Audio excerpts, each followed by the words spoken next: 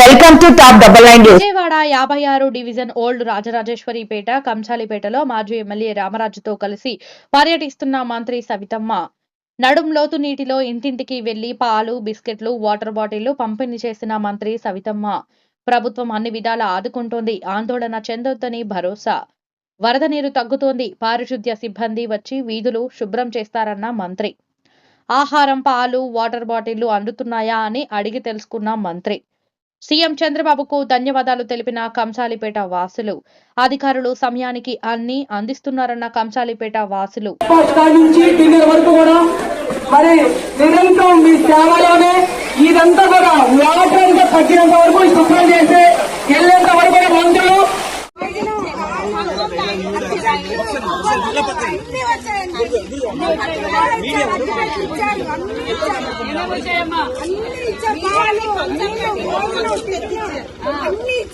పంపించారు చంద్రబాబు గారు. అది మరి కలెక్టరేట్ లోనే ఉన్నారు చంద్రబాబు గారికి కృతజ్ఞతలు.